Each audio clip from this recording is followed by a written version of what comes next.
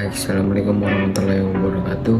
Perkenalkan, nama saya Muhammad Afriliawan, kelas P3B, NIM 220 20 950 1022. Kali ini saya akan membacakan hasil presentasi dari kelompok 6, yaitu materi input dan output. Langsung saja, pengertian input dan output.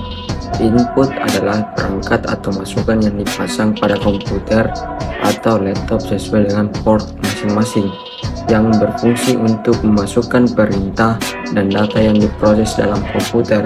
Sedangkan output adalah perangkat atau keluaran yang dirancang untuk menyampaikan dan menampilkan informasi kepada pengguna. Selanjutnya, contoh dan fungsi input device. Yang pertama, keyboard. Alat input berupa papan ketik yang berisi tombol khusus lainnya. Yang kedua, mouse.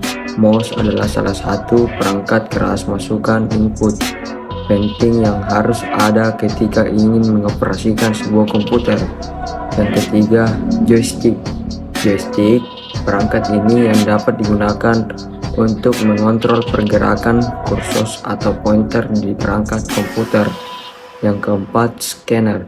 Scanner merupakan alat elektronik yang memiliki fungsi dasar sebagai pengganda berkas untuk kemudian dikonversi dan disimpan dalam bentuk digital.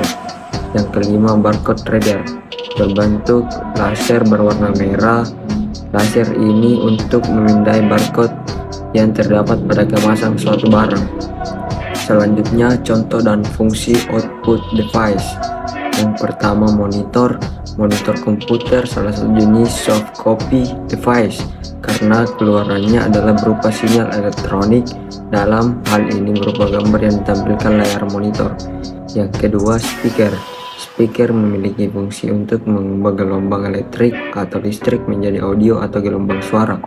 Yang ketiga, printer adalah suatu elemen dari output device untuk menghasilkan data, gambar, grafik dalam bentuk cetakan. Yang keempat, proyektor.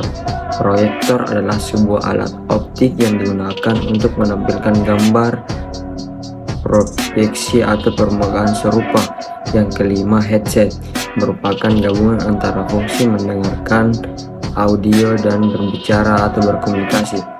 Dari kesimpulannya adalah input suatu yang berfungsi untuk memasukkan data atau perintah dari luar sistem ke dalam suatu memori dan prosesor untuk diolah guna menghasilkan informasi yang diperlukan.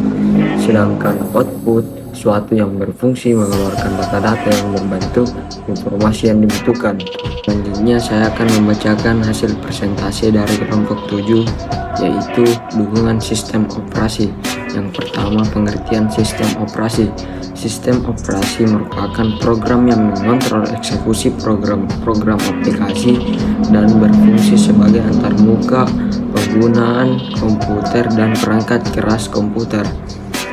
Yang kedua, fungsi sistem operasi. Fungsi kenyamanan. Suatu sistem operasi akan membuat sistem komputer lebih mudah digunakan. Fungsi efisiensi. Sistem operasi memungkinkan sumber daya sistem komputer dapat digunakan dengan cara efisien. Selanjutnya, aplikasi komputer. Yang pertama, sesuatu yang dibutuhkan end user dan bukan arsitektur komputer. Yang kedua, diekspresikan dalam bentuk bahasa pemrograman.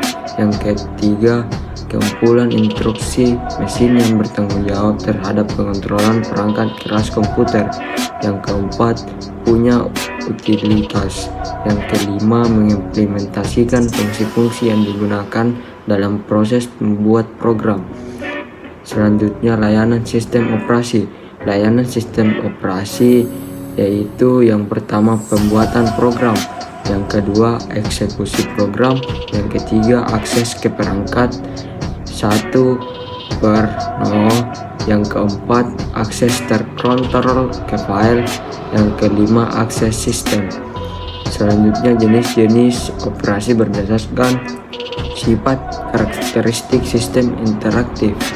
Pengguna atau program berinteraksi secara langsung dengan komputer melalui keyboard atau monitor untuk meminta eksekusi tugas atau membentuk transaksi. Yang kedua, mesin ini biasanya beroperasi dari sebuah konsol.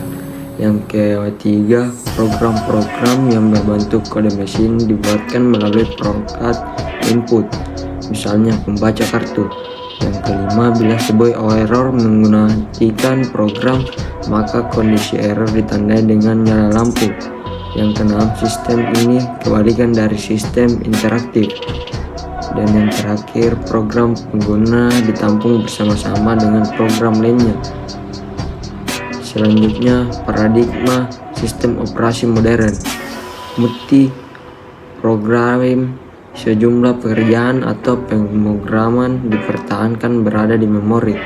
Setiap pekerjaan atau program saling bergantian dieksekusi prosesor. Yang kedua, prosesor dalam keadaan selalu sibuk. Dan yang terakhir, hal yang paling penting adalah penjadwalan. Level penjadwalan jangka panjang atau tinggi menentukan program yang diloloskan kepada sistem untuk diproses. Mengontrol derajat multi atau programming mampu membatasi derajat multi programming untuk memberikan layanan maksimal bagi sekumpulan proses saat ini. Sekian dari saya. Wassalamualaikum warahmatullahi wabarakatuh.